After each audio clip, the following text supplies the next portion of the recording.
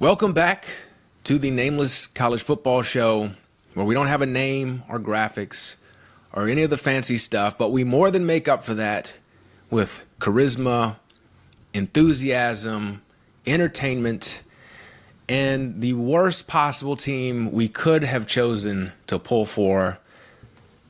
I am Brandon, your host, as always, joined by my co-host, Captain Petey. We're jumping straight into it. You hear the sound, you know what it is. Let's just do it and make it happen.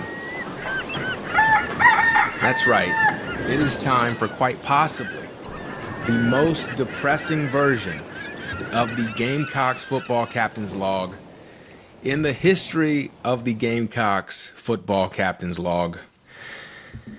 Captain Petey, you were sailing the open seas during this game against Texas A&M.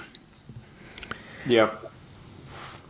And I have to say, that was the correct move, as I almost joined you walking into the ocean as the Gamecocks blew a 30-3 lead to Texas A&M. I just have one thing to say. Yes. Fuck this team. Yes. Fuck them all the way to, like, hell and back. Fuck them right in the teeth. Like, this is the worst fucking team on the planet. What have we done in our lives to deserve such torture? What did we murder a saint in a past life or something? Like, did we, I don't know, kill Mother Teresa? I can't Maybe. I can't fathom what did we do to deserve this? I have no clue. Probably one of those things.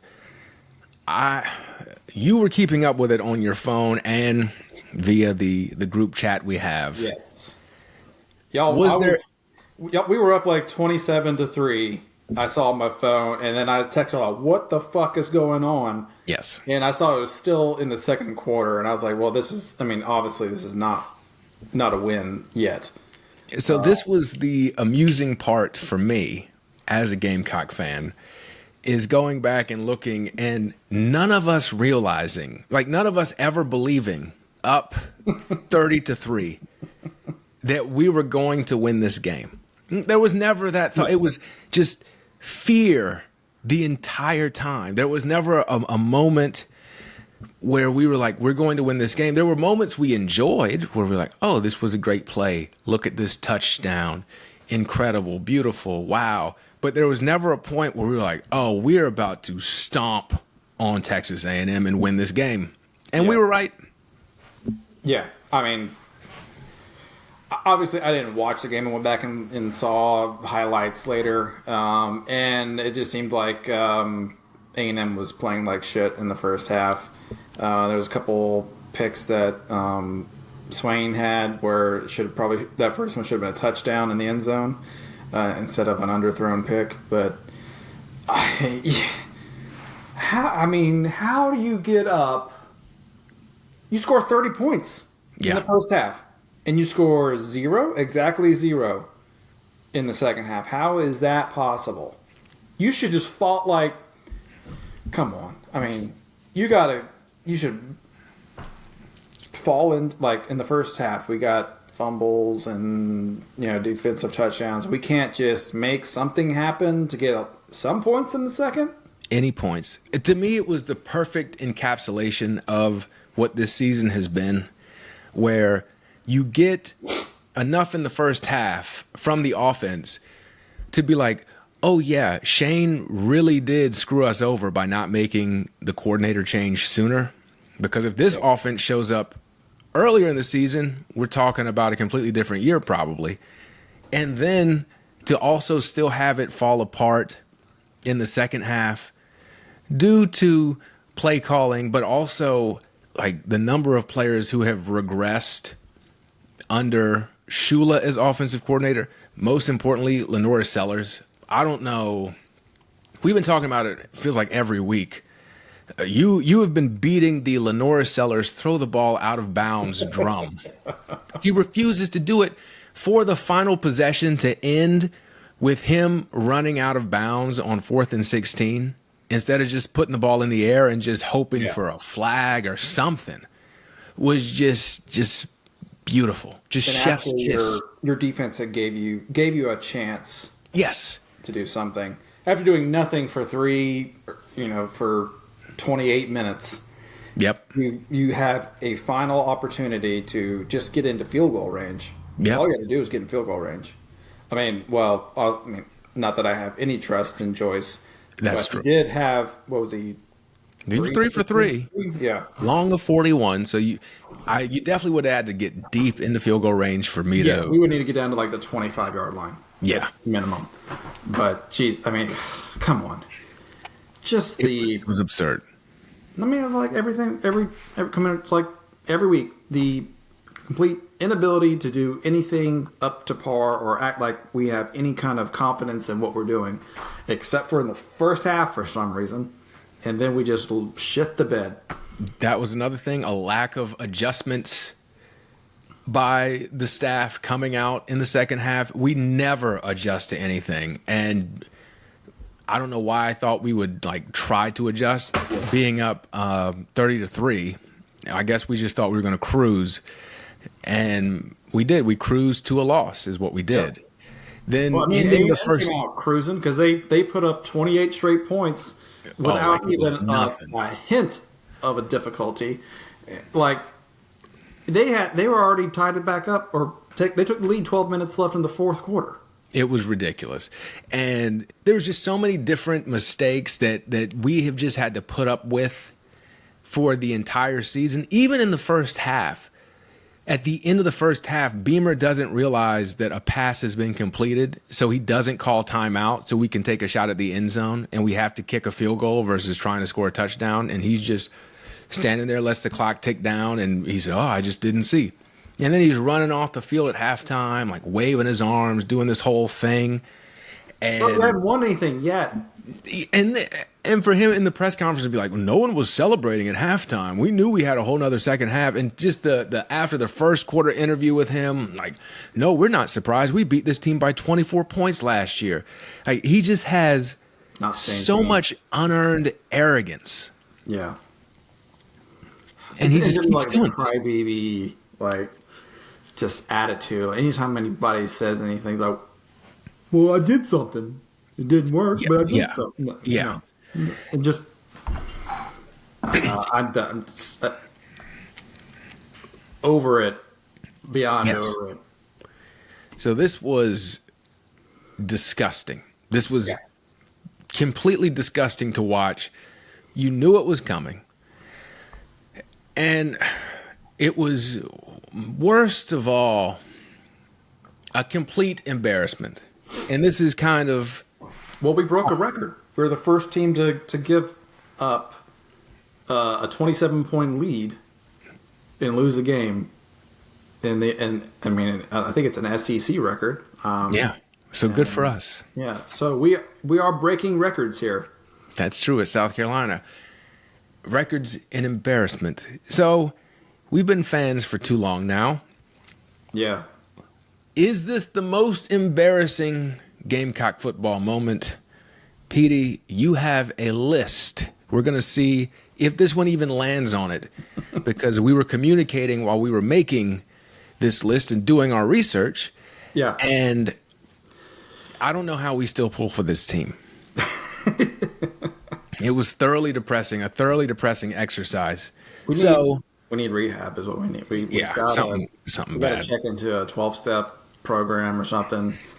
Gamecocks Anonymous. We need to start that because there's a lot of people who need to join us. So let's get into it. What is your 10th most embarrassing Gamecock football moment? Just give a quick notable mention to every single Muschamp halftime drive. To start off, just running out the clock with 3 minutes left because you're just scared to death. So I'm gonna go with Connor Shaw throwing a pick against LSU in Death Valley when we had the lead.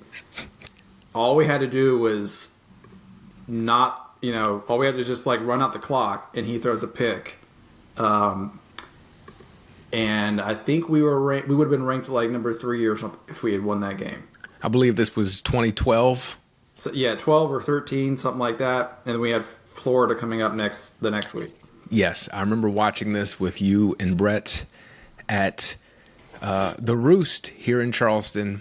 Lost that game 23-21. It was the week after we beat the hell out of Georgia, 35-7.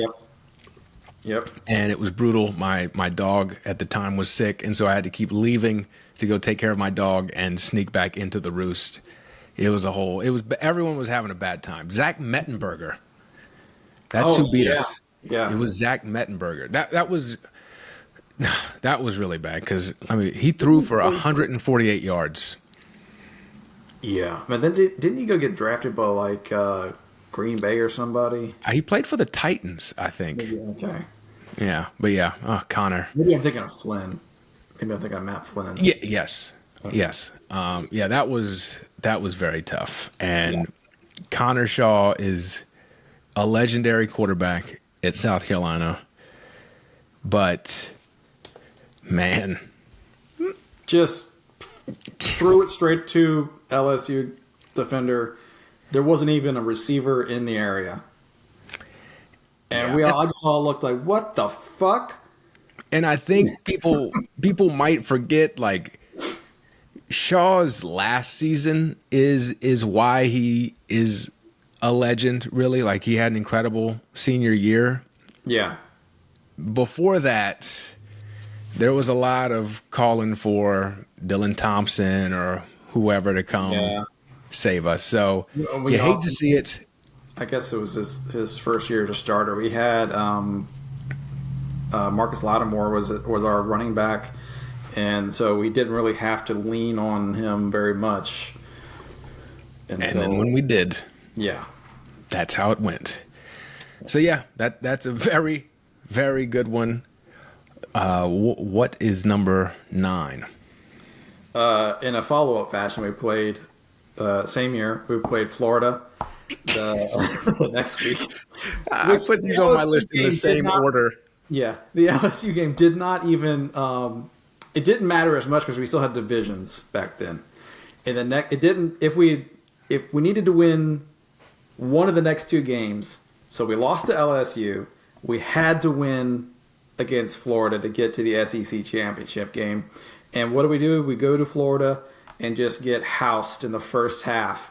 And we were watching the game at the Roost, and then we just were like, "Well, this game's over." I think it was like 35-0 at halftime. It's like we're gonna go downtown. We'll go drink and stuff. We were at Mad River like 2 hours later, and saw the scores. Like, this game is still on. How was it was like we've been losing for 5 hours now. It was immediately terrible. They scored a touchdown within the first minute of the game. Yeah. And then it just kept coming. We just couldn't do anything with them on offense, and I think we had a couple turnovers, and it just was out of control very quickly. And to have that much on the line and then go down there and do that. It was pretty bad. And we kept giving them great field position. Yeah. To the point where I should have double-checked this because it feels right, but it seems like a lie. Jeff Driscoll was the starter for Florida. He threw for 4 touchdowns. He threw 4 touchdown passes. Do you know how many yards it has Driscoll throwing for? In that game, probably... Yeah. I probably wasn't impressed. It's probably like 175. He threw. Let me go ahead and I'll double check this on ESPN too. We probably just gave him the ball on the 20-yard line every time. Okay, this is correct. This is the craziest thing. He threw 4 touchdowns, 93 yards passing. They had 183 total yards. Oh my Jesus! Yeah. 89 yards on the ground. Yeah. Really, where they got the ball. Yeah, it was that bad. We just kept turning it over. I think there was like a muff punt or something. I do remember Victor Hampton had a 2-point conversion on they went for 2 and he like intercepted it or something and returned it for 2 points. Victor Hampton is he always went for the interception. Yes, that was a hallmark. He might have been 15 yards off the receiver, but he was going to go for the interception. He was going to do it. Yeah. God bless him. Okay. It sailed 20 yards above his head, but he was trying to go to the ball. That was just a brutal back-to-back stretch. Because you're right, we were like in the mix for SEC title, which means possible national title.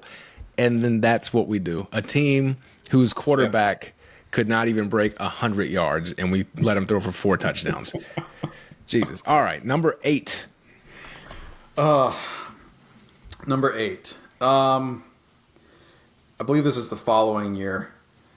The loss to Tennessee with Clowney, and at Tennessee, we just had to beat Tennessee to get to the SEC championship game, and they throw it up like a Hail Mary or some shit and catch it, and we are fucked.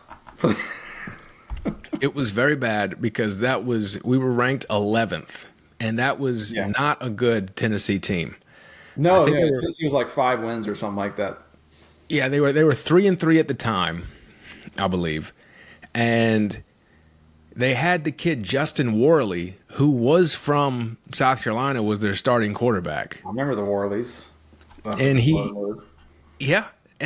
from your neck of the woods, and he threw it to a guy. I had to look up Marquez North, who I do not recall at all, and then they just ran out the clock and kicked a field goal, and that was completely devastating because you're right, it was inexcusable. Yeah. And that was standing between us and a lot of success. Wasn't it like 35 to like 31 or something? Was that like the final score? Or it was 23-21. Okay. And that was Connor Shaw got hurt in that game late in the game. We had like Tennessee's like cancer or something like that. Yes. We get hurt. We get players hurt against teams, but against Tennessee. They come up a lot in our history in a terrible, terrible way. But yeah, that one was brutal. Yeah. I remember watching it and just not really like going into it with not any concern too. Like I was not worried about that game at all. Like Tennessee had been they had fired Fulmer, so they had been bad for a while. They had Dooley Jr. and I think this was a Butch Jones. Was it Butch Jones? Yeah. I think this was a Butch Jones year. Coaches there. It was just somebody new every year or two. Yeah, they came out and they jumped all over us, and it was like 17-7 at halftime. But we started just coming back, and all we had to do was not let them do the most ridiculous thing. I want to say they did that play. It was 3rd down, and he just threw it up in the air. Yeah, Clowney said he wasn't even. He saw the quarterback just like close his eyes and throw it. That is so sad. And they probably would have gone for it on 4th down because it was later in the game. But they certainly just were able to. I guess we didn't have any timeouts. They certainly just ran the clock out and kicked a little piddly ass field goal. There just being like nothing we could do to stop it at that point.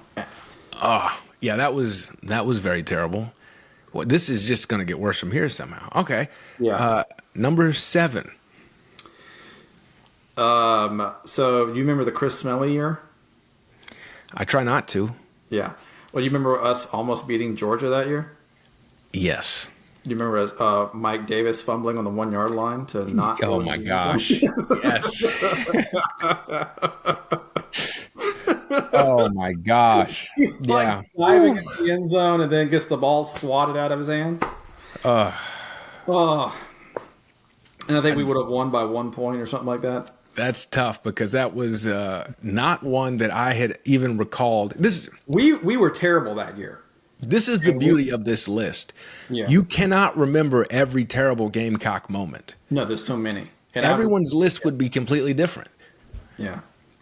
But yeah, we were bad that year. But that would have been one of those things where you feel good. You feel like you're headed in the right direction. And you can at least say, well, we beat Georgia. Yeah. And then we couldn't say it all of a sudden. So that was a lot of fun. I think, wasn't he the quarterback? Wasn't Smelly right before Garcia? I believe so. He was like in that Blake Mitchell era. A little bit of Savell Newton thrown in there, I believe. Yeah. I almost had Savell Newton on this list for a minute, but it was kind of more of a positive than a negative. Really? Yeah, I was thinking about the Auburn game. It was Savell Newton. Oh. So it's like he came in as like a savior. We shouldn't have been winning. We shouldn't have won that game anyways, but they kept making us feel like we had a chance. Yeah. Yep. Yeah. Mike Davis had 22 yards rushing in that game on 12 carries. And Georgia was number one, and I remember having lunch with our friend Brett and Mike before the game and talking about how we thought this game was going to go, and just like we thought we were going to like trounced, and then we just like, oh yeah, we almost pulled it out, and then we might win this, and just take it away from you. Fuck y'all. That's very bad. Yeah, that's kind of similar to what happened this last weekend, but yeah, I'd block that one out. All right, number 6. Number 6.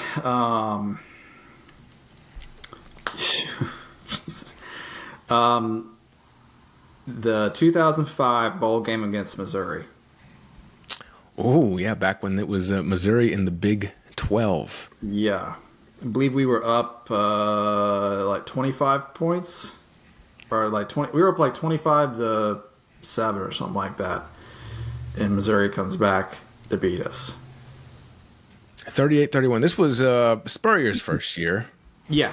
The old Independence Bowl. Oh my gosh, yeah. 28-7 late in the second quarter. Yeah. Brad Smith. Brad Smith was really good at Missouri. At least I remember him as being really good. I believe who followed him? I'm pretty sure I remember who followed the next year. What was his name? Something Daniel. Chase Daniel. Yep. Yes. Played for the Saints for a long time. Yeah, he still might be there, just holding the clipboard. I respect it. Yeah. Smith, as a quarterback, ran for 1,300 yards and 16 touchdowns that year. 1,300 yards as a quarterback? Yeah. He threw for 2,300 and 13 touchdowns, and he ran for 1,300. Was he that guy was a monster. I don't remember him being talked about as a Heisman. No, so he turned the ball over a lot, and I don't know if Mizzou was ever really good, but he had another season like that. As a sophomore, he ran for 1,400 yards and 18 touchdowns. Jeez. Yeah, so he was one of those guys who you forget, but was like a big deal in college football at the time. And I love thinking about, except for obviously this game where we blew a huge lead. This was a Blake Mitchell special as well. He threw 3 interceptions. But Mike Davis, 125 yards, 2 touchdowns, and I can't see any fumbles for you either, buddy. So we also have to be clear. I think it's the first Mike Davis, as we've had 2 Mike Davises. Yes, this is the original. I think we had one, but I think we had one. Him. Then we had like one. What was it? Later, like 2010 or something, and then we had one with Muschamp. Because we definitely had one right after Marcus. One took over from Marcus. So, and all things considered, Mike Davis's were pretty good for us. They were. So, except for that one fumble, that was number 7. Yeah.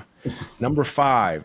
I would also like to point out, we tried to make this list 5, and I could not narrow it down, and neither could Well, I mean, I was like, how are we going to narrow it down to 5? And it's just it's been pretty bad. So, your 5th most embarrassing status Gamecock moment.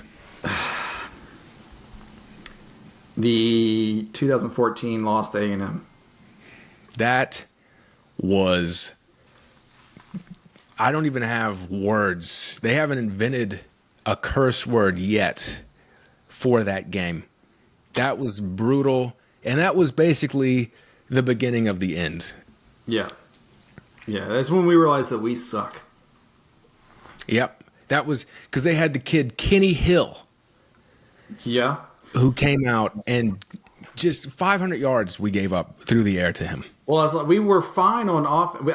We finally had Dylan as quarterback, and I think he's our, because of that season, he is our leading single season passer.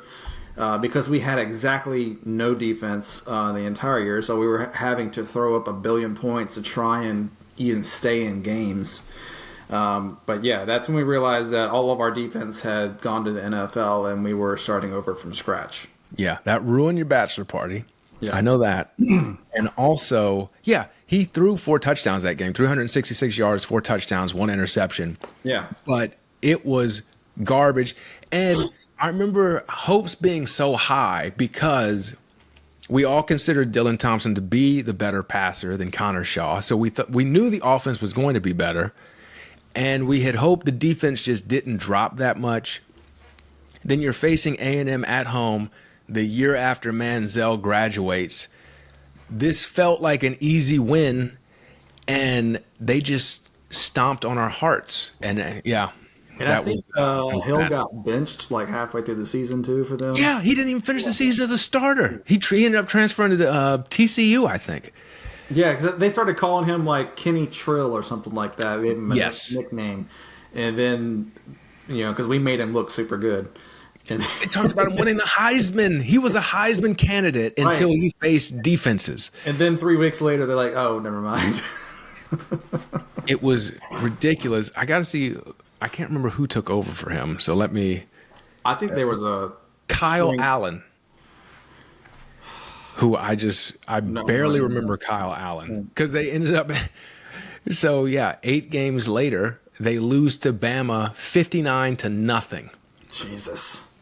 And that's the team we let put. It was 52-28. That was terrible. That is a very, very good pick. Number 4. Number 4.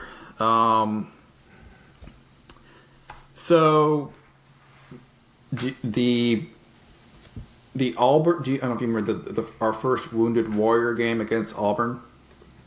I do not remember which one. I've got a lot of bad Auburn memories. I can't remember who else. I'm sure I was with Brett, but I feel like there was other people there too. So basically, we were trying. This is like I think this is 2011, and we, Under Armour, brings out the Wounded Warrior uniforms, and this is our first game with those uniforms, and we are playing Auburn at home, and we are leading the entire time. And then we fuck it up at the end. I think we give like 2 turn. We get a pick, fumble it right back to them, which would have ended the game. And then Auburn goes after they get their pick back. They go down the field, score a touchdown, and then we have to drive the field in 30 seconds to get in field goal range to tie it up. Which we do, and then the refs fuck us and say the game is over when there's clearly 2 seconds left on the clock when Garcia runs for a first down and takes a knee. I've pulled up the game. This is more brutal than I even could have imagined. It might be more brutal to me just because I saw it in person.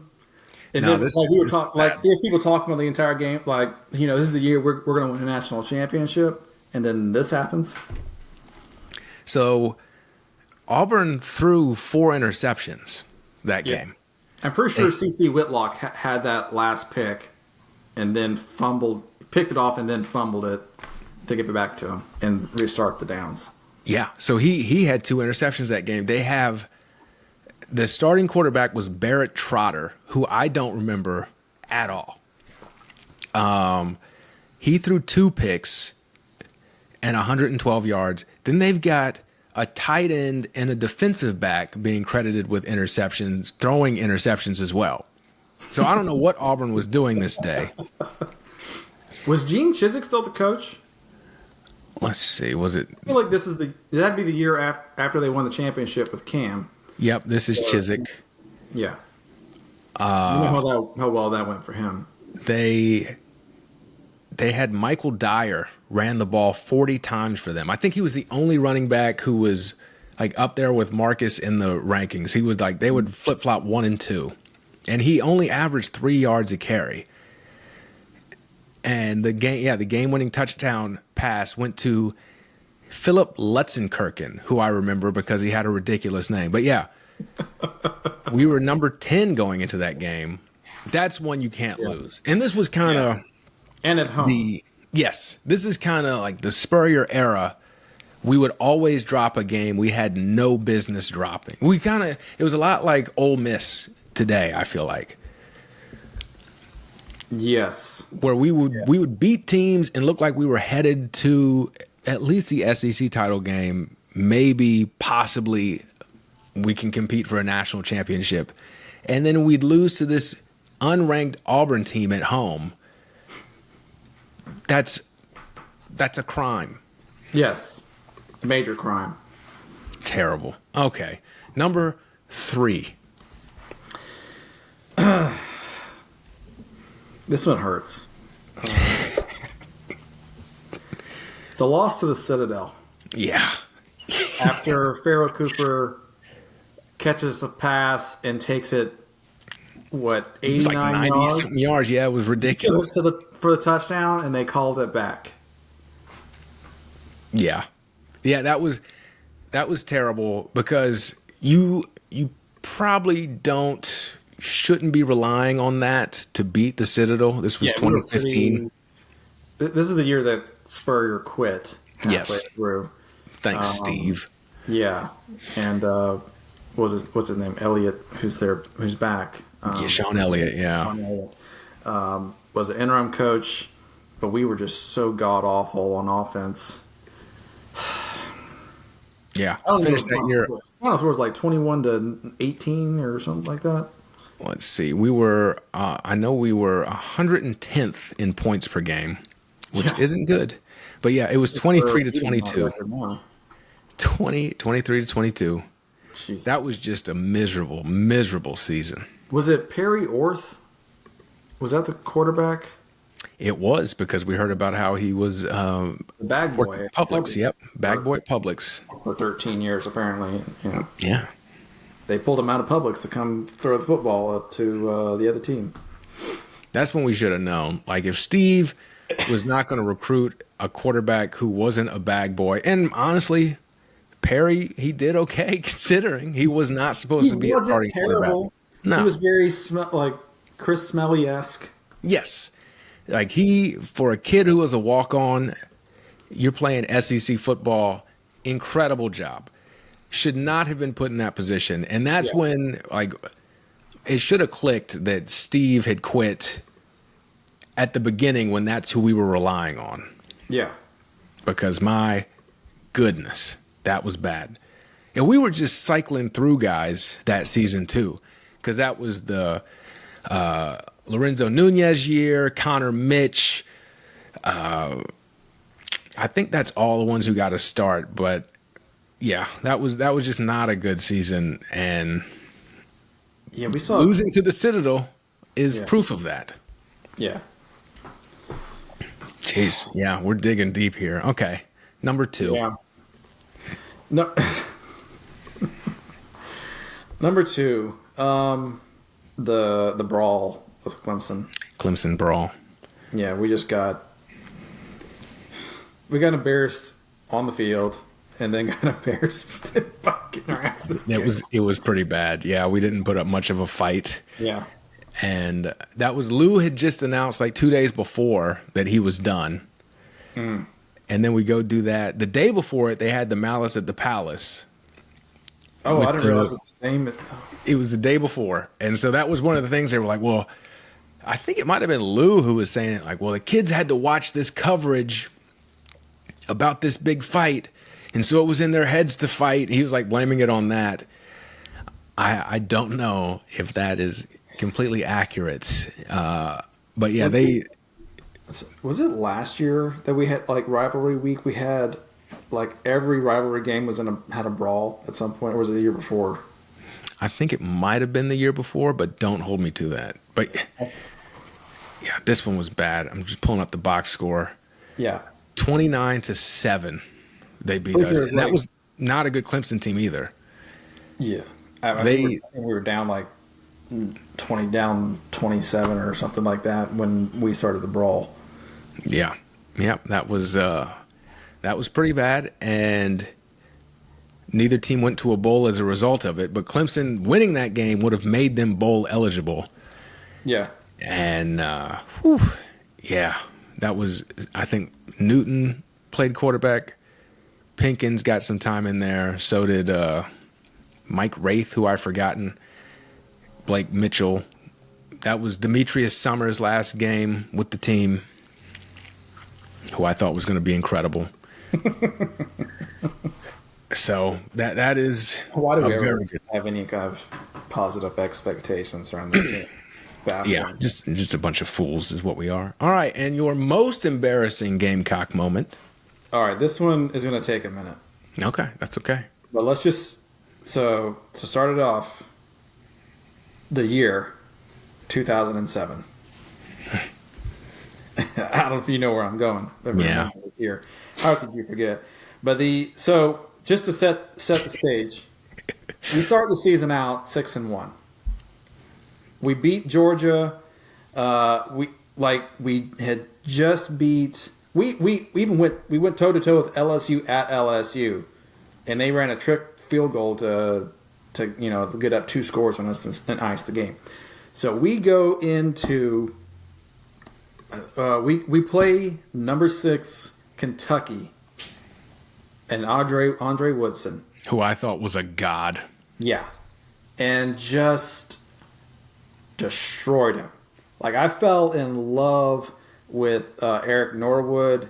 I thought he was like a Heisman level linebacker. Correct. And then we play UNC after the next week, and then we play for our first. We played one entire half, and we scored 21 points in that half. And then for the rest of the season, we decide we're going to do nothing on offense.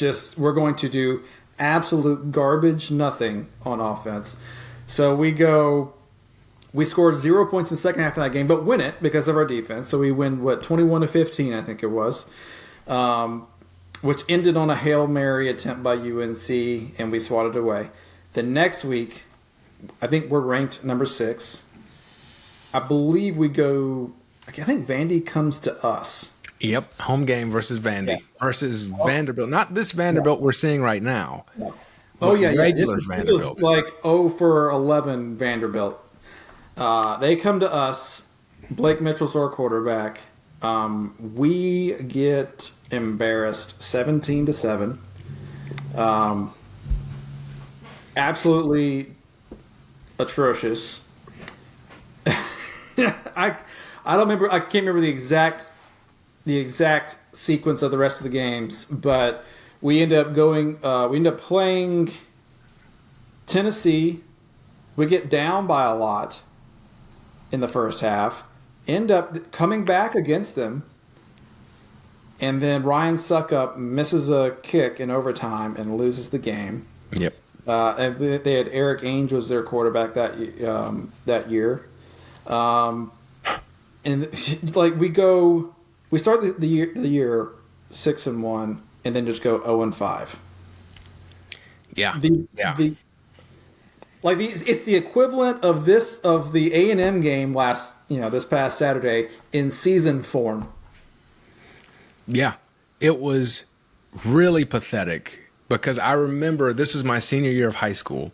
I remember bringing the sports page in on Monday with the rankings showing us as number 6 and trying to figure out, is there a path towards the national championship game? like a fucking idiot. This is the kind of hope you have when you're 18. Yeah. And so trying to figure that out. And then Vandy, you think you're going to get it together against Tennessee and at least have a decent season. No. Arkansas, the following week. And we had remained in the top 25 this whole time. We were number 23, even losing 2 games in a row, going to Arkansas.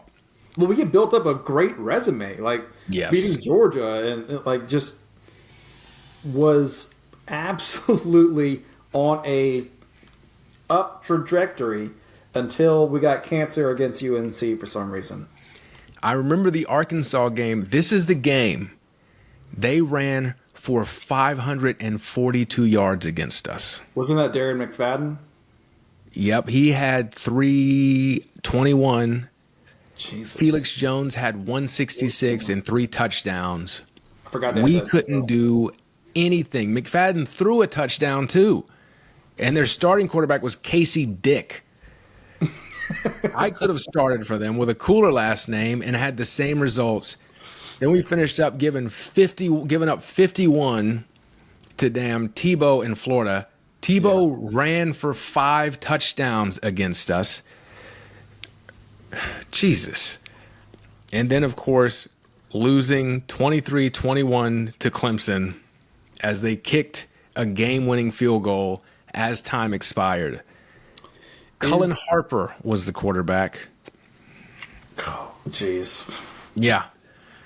That is that was a hell of a stretch right there.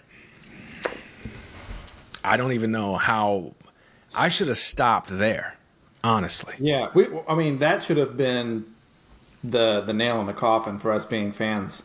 Yeah, for sure. Okay, let's see. I got a couple more.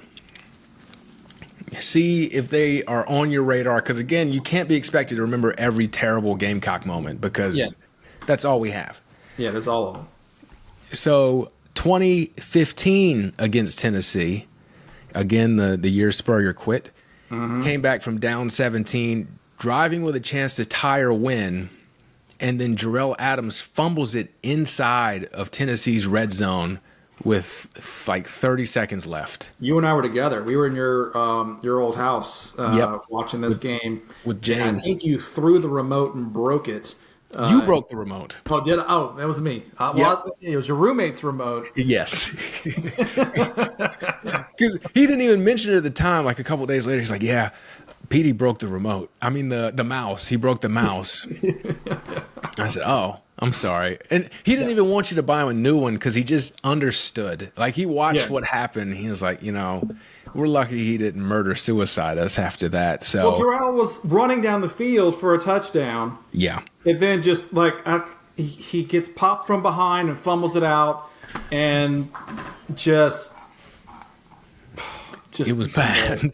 It was bad. Both 2010 Auburn games. I had them on here. Yes. Yeah. I couldn't put them up higher. Yeah. Because there's so much worse things. Yes. So we were up against Auburn. I don't know we were up like 2 scores against Auburn, and then Cam Newton, does his thing and ruins our lives. Yes. And then does the same thing in the SEC championship game. We didn't really have a chance. It was just completely over. Yeah, it was bad. Yeah. 2004 against Georgia. I think this is a different Georgia game than the one that you spoke about. I think yours was a year or two earlier. I can't remember. I think the one else was like 2000. It was later. It was like 5 years. Yes. 8 maybe. I can't remember. It was after Mitchell. So it had to be like 8 or 9. Yeah. Okay, so this one, we did not have any Mike Davises. This was Demetrius Summers. So, this would have been earlier. Okay. So we had a lead. We got out to a 16-0 lead against Georgia. Georgia was ranked number 3 at the time. Co Simpson, who I thought was incredible, had scored a touchdown. We let Georgia come back to beat us after not scoring in the second half. Seems to be a trend. Yes. And it was at home on the third anniversary of 9/11. Jesus. Yes. So I think like just all those things combined, pretty tough. Pretty tough. And then there are like several Clemson games. One of my earliest ones was like the 2000 with the Rod Gardner push off to the game-winning field goal. Then you got 2003 when they beat us 63-17. I had that on my list, but I just didn't. Yeah, it's like why even bother?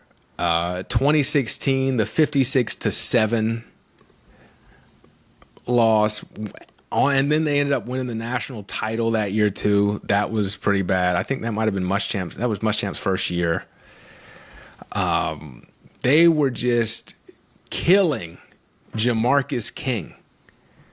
They just threw it to whoever Jamarcus King was covering, and they would score a touchdown in that game. It was automatic. I've forgotten about him. That's a name I've heard in a long time. He's probably pretty happy about that because, buddy, he was just getting tore up that whole year. My goodness, have some pride. And then a game we were at, 2023 Florida.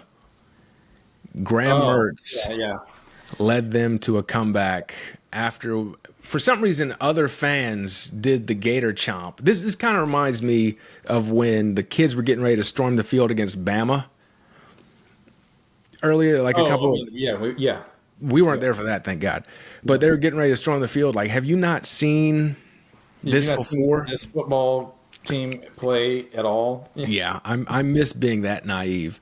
But this one was terrible because they started doing the Gator chomp, and I was like, don't do that. Like, don't do that. The secondary was garbage.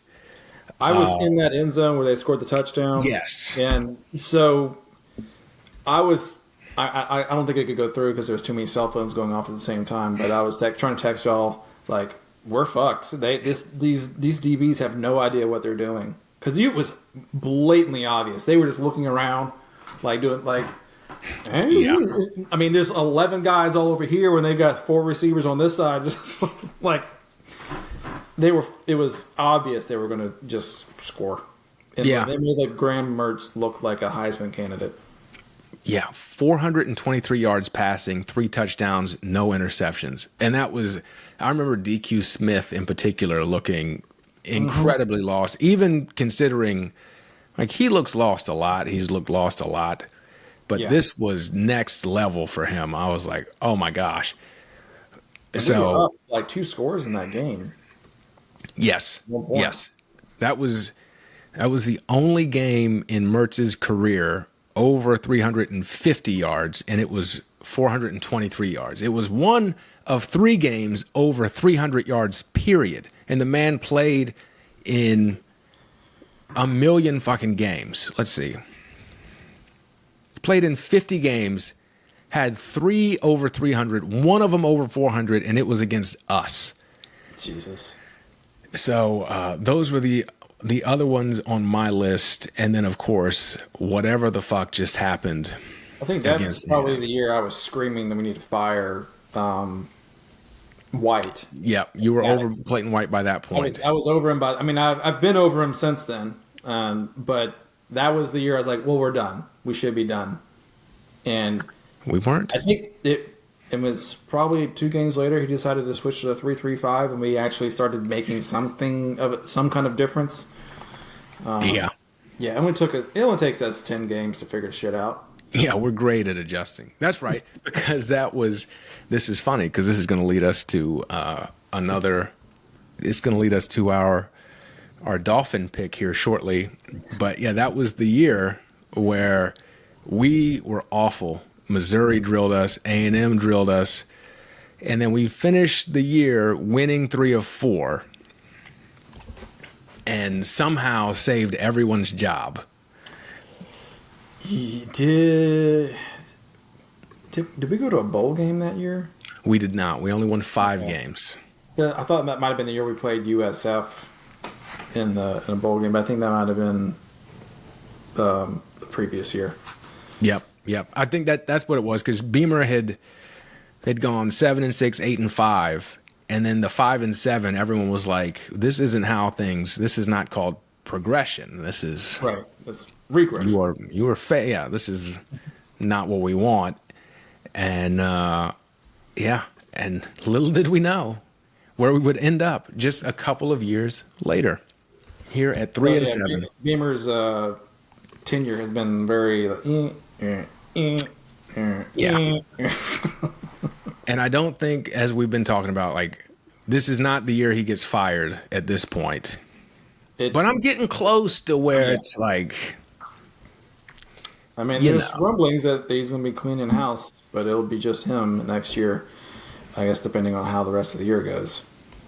Well, we'll see. We will see. I'm not looking forward to it. But, as you know, we have a very special Gamecocks football captain's log ending, sponsored by Morris Island Charters. Despite everything we've talked about, the Gamecocks can still win a conference championship. That's right. Jacksonville State taking on FIU this weekend. The mighty Gamecocks of Jacksonville State, undefeated in Conference USA. 3:30 p.m., CBS Sports Network. Where are the Dolphins placing their entertainment purposes on the quality Gamecocks this week? Well, the quality Gamecocks of Jacksonville State have proven that they are contenders. They have shown that they are competent. They're leading they beat Kennesaw State last week, remaining undefeated in their conference. So, the Dolphins are putting all their entertainment purposes on the Jacksonville Gamecocks. I agree. Gonna be a close one. Spread's 1.5. I think they got 1.5. Look, we got Cam Cook, second leading rusher in the nation. I trust it. They trust their run game. I respect that. The only little tough thing that comes to mind is they have to go on the road to do it. FIU, do you know the name of their stadium? FIU. It's named after a public figure. One that might be intimidating to a group of college kids. A group of college kids. I'll tell you right now. They are going to play the Panthers in their home stadium of Pitbull Stadium. Is it after the guy? After Pitbull. After Pitbull. Do they need a lot of money? Yeah, he bought the naming rights to the stadium. It is Pitbull Stadium.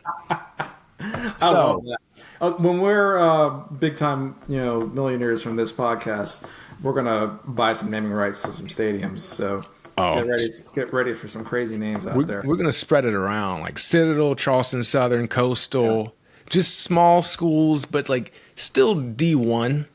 Yeah. Well, shit, South Carolina might be up for sale at that point if things keep going like this. That buyout money, they'll be looking for some buyout money. So, I agree. We're now cheering on our mighty Gamecocks, Jacksonville State. That is Jacksonville, Alabama. So we made that clear last week. We're going to remind you because now we're pivoting. You heard the worst moments. We don't want to have to deal with that anymore. Yep. Jacksonville State also, if it wasn't for Blake Stone, would have beat the South Carolina Gamecocks. That year that we were just talking about, 2023, the Florida year, where we went 5-7. That's who almost beat us at home as well, and that was pretty bad. We gave up 28 points to them. And they were rotating quarterbacks, too, because one of them was injured, then the second one got injured. It was just... Rich Rod. Yeah, that was tough. Okay, so let's go into the Captain PD playoff picture, and we can kind of talk about some of what happened last week in the middle of that. Captain PD, number 1. That's going to be Ohio State. Pretty straightforward there. Not a big shock. Number 2. Number 2, Indiana. Yep. Once again, they just have to stay alive. Number 3. It's even though they had a despicable first half, Texas A&M, they're still number 3. They when they had to turn it on, they turned it on, came out and just did us really nasty. Yeah, they did. Yeah. Whew, buddy. Okay. Number 4. All right, a little bit of a switch up this week. Georgia. Finally putting Texas in their place. Thank God. Getting them out of the playoff picture, it seems, at least, unless something weird happens. Yes, and putting up points in the first half, unlike what they've done in the past. So Georgia handing it down to Texas. Thank God. Yep, enough of you, Texas. Goodbye. Yeah. Okay, number 5. Ole Miss. Florida's one of those teams where you get them really good this week, or they're really bad this next week. I mean, Florida is a quality team, but Ole Miss didn't lose the game they should have. That they lose. So I do have to talk about Ole Miss because this Lane Kiffin stuff. Yeah. As not a fan of Ole Miss, becoming very amusing. I heard that when they were touring high schools for his son in Gainesville. He's also talking with LSU. He's kind of like putting out these coy tweets where he's not denying anything. He's kind of feeding the fire here. We just had to watch an ESPN documentary about how he's a changed man and he realizes that, family's important. He's got a home in Ole Miss. His father died there while he was coaching, and his daughter went to school there to be with him and all this stuff. His ex-wife's back into the picture. And then weeks later, he's like, all right, wait a second. Who's on the phone and how much money do they have? Just perfect Lane Kiffin-ness. Like he just can't help himself. He just can't. No. But also, Ole Miss should be backing up the bricks truck to say, hey, we'll give you all of the money to stay here. Because the alternative is they go back to the Ole Miss of, Hugh Freeze, I guess. Yeah. So I agree, but just really funny. Would you rather have a coach you can't get rid of, like Beamer is showing himself to be, or a coach who keeps trying to leave you, like Lane Kiffin? If he's trying to leave me for a better job, I think I take Kiffin because at least I'll have some really good moments. Yep, you will have been successful. It also means that other schools want him. Yeah. Yeah, that Virginia Tech, who just hired James Franklin, that the rumors of Beamer to Tech quickly were extinguished. He didn't have to issue any statements. Could you imagine our fan base being like, well, we're really worried about Beamer leaving. I wish he would come out with a statement saying he was staying. I wish he would go. Come on. I made it to Orangeburg. To help him pack, and I got the Franklin news. Had to turn around. So, okay, number 6. Oregon. Wonderful. Yes. And they keep playing nobody, but that's the way to do it. Your only loss is to Indiana. So. Yeah, they play Southern Cal this week, who is ranked, but kind of also a nobody. So good for them. Yeah. Number 7. It's Alabama. Even though they lost to Oklahoma, they only have one loss in the SEC, and they're most likely going to the SEC championship game against A&M. So the likelihood of them falling out of the playoffs is very low still. Yeah, this was one of those Bama games where you just feel like this never happens under Saban. where they are the most talented. They're the more talented team, and they just shoot themselves in the foot so much that they lose a game. That's what happened here. Like Saban would get beat by teams that were better, but not by a team just because they couldn't help but make every mistake possible. That was just a ridiculous game to watch. So I mean, the turnovers were what the difference was in this game. Yeah. I mean, Oklahoma is really good on defense. We knew that, but it was just, defensive scores and turnovers was what did Alabama in. Yeah. So, all right, number 8. Vandy. I still got them in over Oklahoma. I just trust them more. I agree. Even though they're on a bye week this week, or this past week. So it just, I still think Oklahoma's out. They are playing. Oklahoma is in a play-in situation. If they went out, they're in the playoffs. Control their own destiny. They do play Missouri. Oklahoma plays Missouri. Vandy plays Kentucky. I'd rather be playing Kentucky, but Vandy has Tennessee as well left, but which could be tough. I just don't trust Tennessee's defense enough. No, not this year. All right, number 9. Number 9, Texas Tech.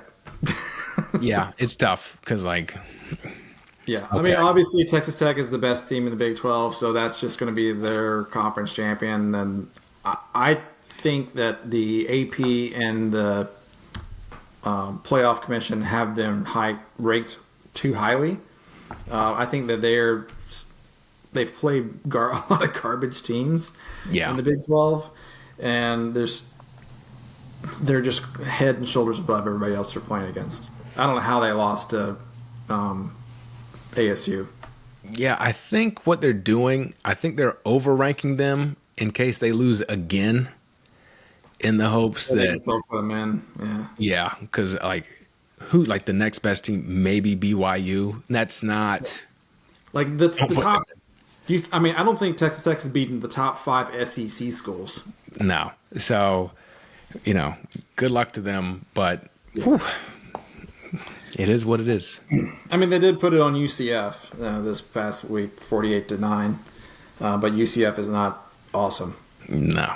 So, all right, number 10. Notre Dame. This was probably their most impressive win of the season, right? Yes. They've got impressive losses. Yeah, yes. The ever-elusive impressive loss. They had the 1-point loss to A&M, and what was it, a 2 or 3 points to Miami to open the season? Yeah. So, as we have seen in years past, you get forgiveness for early losses.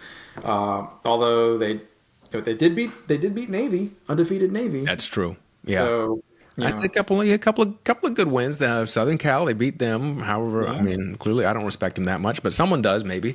So, they're a mediocre Big Ten team. Yep. So that's fine. They beat Pitt pretty easily. Pitt is in the running for still in the running for the ACC championship game, which tells you a lot that you need to know about that conference. Yes. Yes, it does. So, way to go, Notre Dame, for beating teams here and there. They have Syracuse to finish things up. They got Syracuse this week and then Stanford the week after. So 2 garbage ACC schools. Yep, way to go. But they won't join the ACC. Right. Makes a lot of sense. Yeah. So, all right. Well, number 11, speaking of the ACC. We have the ACC champion, which is probably Georgia Tech at this point. Yeah, that was a very scary game for them. I don't know.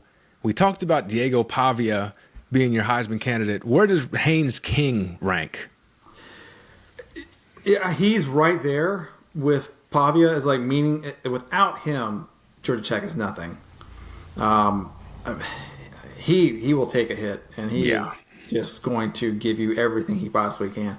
I just think Pavia is a better quarterback overall, but man, if if it wasn't Haynes King, this Georgia Tech team is probably a 6-6, record. So I think he's in the conversation, but he's not my top candidate. Yeah, I think if he feels like a 1994 Heisman winner or something, like back in the day when leadership mattered in the voting. I feel like Haynes King probably comes away with it, but not now. But I mean, he has had an incredible season, and that was quite the comeback that they had last week. So I'll say, like, the ACC has avoided their big fiasco with the Duke Unfortunately loss. for me. Yeah, I know. We were all pulling for that because I would love to see Duke win out the ACC, and then the ACC not get into the playoffs. Yeah, maybe next year.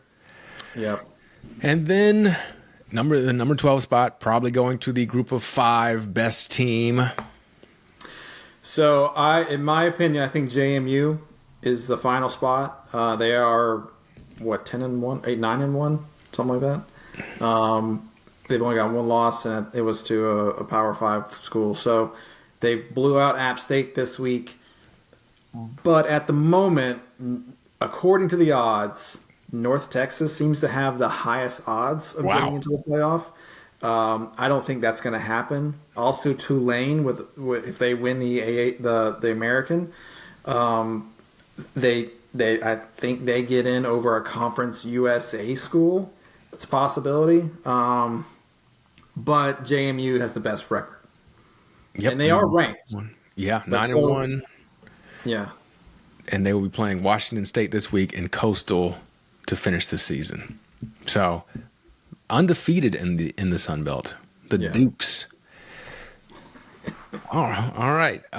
Any other teams you care to mention in the Captain Petey playoff picture?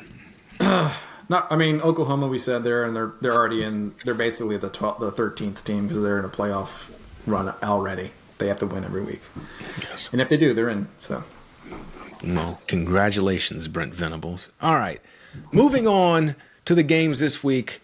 You know how we do. Most exciting, most important, best non-Big Ten SEC game. Which game will be the most exciting?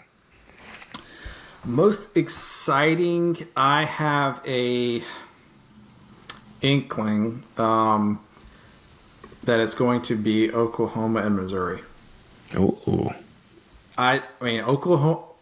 Missouri is a team that just refuses to die. yeah.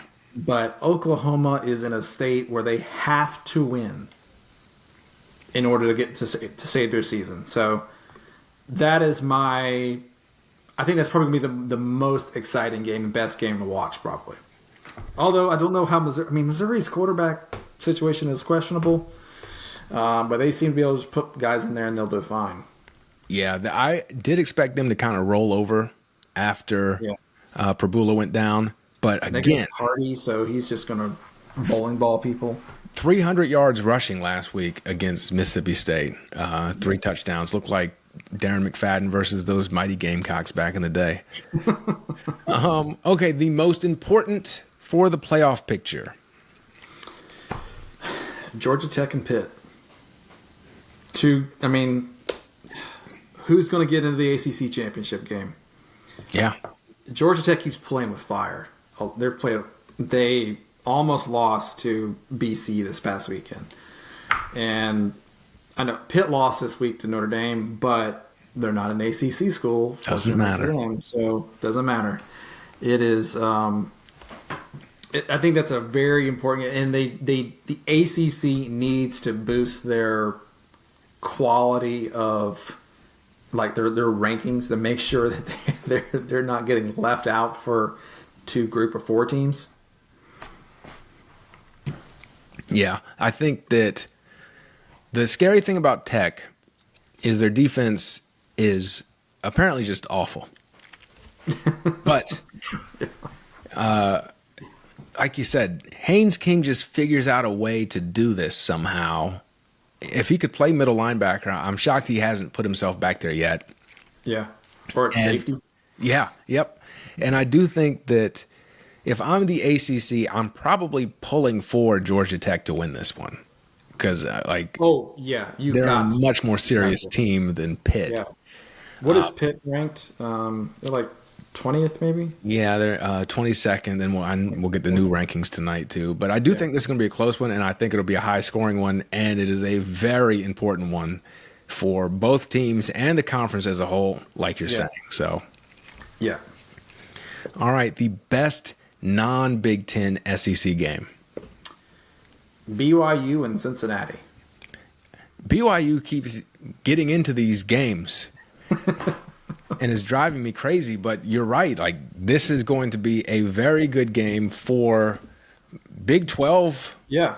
I mean, basically, they're playing for a spot in the championship game. So it's basically a Big 12 playoff game. Yeah. So I don't know how, but it is. And it's going to be a close one. Spread is 2.5 favoring BYU right now. Yeah. Both of these coaches have really done a good job considering, they're Big 12 teams, but Satterfield has really turned things around after Fickle left. They've basically done the opposite of what Fickle has done at Wisconsin. Yeah. And then you've got the man whose name I'm going to mispronounce, Kalani Sitake, I believe is how you say that, at BYU. They're going for their 4th 10-win season in 6 years. Again, we're not saying they play world beaters, but it is something. And he's doing it after his quarterback had sex and transferred at the end of June. So he's doing it with a freshman named Bear. And BYU has been one of those teams that they've always kind of been around in the conversation, but it's never now that they're in the Big 12, I guess they have a real chance at some kind of notoriety. Yeah. Other than just being kind of like the version of what Boise State used to be. Yeah, because they were independent forever. Yeah. And then they were Mountain West for a bit. Yeah. And that's where it goes for our lifetime. But yeah, now, man, I kind of wonder if you're a school like BYU, I'm sure that I guess the TV money is what matters. But would you rather be considered Group of 5 and pull the Boise State thing, or would you want to be in a power conference? I guess if the power conference is the Big 12. If the power conference is the Big 12, I would be in the Big 12. Yeah. I think you'll get more money, but also your level of competition is not much higher than a Mountain West. Yeah. And then you do have the guaranteed spot, whereas if you're Group of 5, you're counting on voters to think that you're good enough and rank you high enough versus just, well, if I beat these teams in my conference, then odds are I will be good enough to make the playoff. So, But no, I think that, you're right. That's going to be a really good game. I'm going to watch that one myself. I do have just a notable mention. Yes. Could be a good game. Mention it. Tennessee and Florida rivalry game. I always love those games. Tennessee's -3.5. Wow. Okay. These are the type of games, too, where I might have mentioned this before, but as I grow older, I have gained an appreciation for these mediocre teams, how they try to finish out their seasons, and if they try to finish them out strong or if they just kind of roll over. So, I like watching Mississippi State play. They play hard. Yes. They're into it. Yep. They're not winning anything, but they're going to give you what they got. Yeah. So I'm just a big fan of that now. Florida desperately needs a win. And, it would be good to spoil Tennessee's party. Tennessee has really flown under the radar with how hard they have fallen off here, I think. But there's they're a former playoff team from last year. They had high expectations, and they've just not been able to get it done when it mattered. And think about how close they were to, that Georgia game. They should have won that game. Yeah. And then you don't win it, and then they didn't lose again until Bama, but you have a couple of close calls versus Mississippi State and Arkansas. Then you lose to Bama. Now what you were chasing after is basically over. Then you lose again to Oklahoma. Now we're just trying not to embarrass ourselves versus a team that's trying to play with some pride. Rivalry game. I think this was a very admirable pick by you. I commend Well, you. then they have another rivalry game the following week against Vandy. Vandy, yes. So they got to stay locked in, or this could get like 7-5 if you lose these last two. Not great. Yeah. Not great. Not terrible. I would kill for it personally, but not great, especially coming off 10-3, 9-4, 11-2. You finish 7-5, then Heupel is going to be answering some Beamer questions. So They might be burning his mattress. yeah, yep. Okay, I think that does it for this week. Except you have to tell us where we can get the best boat tour associated with the Jacksonville State program. That money to buy. MorrisIslandCharter.com. Morris Island Charters at Gmail. Call me, text me, 843-608-8006. Look me up Instagram, Facebook. I'm out there. He is out there. I've seen it. All right, that will do it for this week's episode. Thank you for joining us, and we will see you later. Bye-bye. We do have late breaking news that we've inserted here at the end of the show. Petey, would you like to play the message that we have received from an anonymous source? The message board poster that I don't know if I should trust, but everybody seems to trust him, that I always send you pictures of his stuff, has now said, things have changed, and it's more likely than not we will have a new coach next year.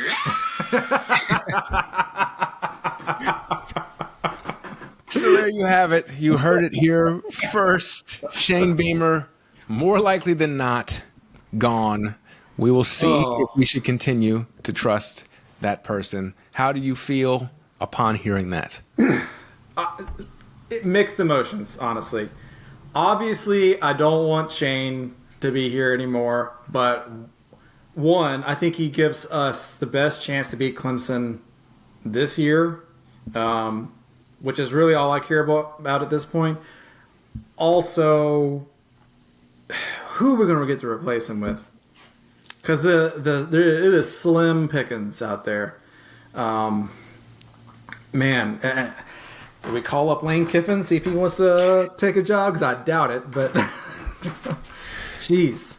Yeah, I think the A&M loss pushed me into this coping territory where I'm telling myself, well, was Signetti or Clark Lee or Brent Key, were they top coaching candidates? So then I'm putting a lot of trust in our AD, Donati, but that's all I have right now. Do we follow suit with the Indiana playbook and go after the current JMU coach? Chesney? I mean, we talked about like they're lighting it up. Yeah. So I think. I mean, I wouldn't be. I mean, also Golish at USF I like, but I also like Summerall at Tulane. Can we get these guys though? Is the question. Yes. Yeah, that's the big fear, because the other thing if we keep Beamer, then we're counting on, can we get a legitimate offensive coordinator to come in? And a defensive coordinator. Yeah, probably a defensive coordinator too, because we're hearing that Clayton White is probably out at some point. So I don't know. Would you rather start over with a whole new staff, or? I mean, if we're, yeah. Yep. I'm just so sick of this. I mean, it's not. I mean, like the schedule is not getting any better next year. No, we were just looking at that. We just looked it up. It's slightly. I mean, potentially is slightly better in 2027. But good God, I don't know what Beamer's doing is not working. No. And I don't know with it, if we get a new coach, do we get to hold on to Sellers and Stewart? So, I mean, there's always going to be some turnover with a coach. There's going to be a turnover with players, too. Yeah. Especially in this day and age. Yeah. And there's already rumors that they could leave even if Beamer stays. So, hell, I mean, I would. We can't protect Sellers, can't get him a coordinator that's worth a damn. So, I don't know. I mean, if I wanted to play in the NFL, I would go somewhere else. Yeah, we've definitely not helped his draft stock at all. He has clearly regressed. So I don't know. We will clearly be waiting to hear some sort of news. I don't think, like, if we lose to Coastal, they have to fire him immediately. I do think that if we beat Coastal, nothing will happen until after the Clemson game. But then it needs to happen quickly after the Clemson game if it's going to happen. Yeah. Like, let's not mess around. Well, I mean, the sooner the better. That way we can get people out there who are interested in coming. Just let it be known that the position's open. Yeah. So, all right. Now we're probably done for real, right? Hopefully. I guess. Unless we get more late breaking news. Yeah. So now we'll see you later. We didn't specify when later was. Later was just a couple of seconds later. But now probably next week. So goodbye again.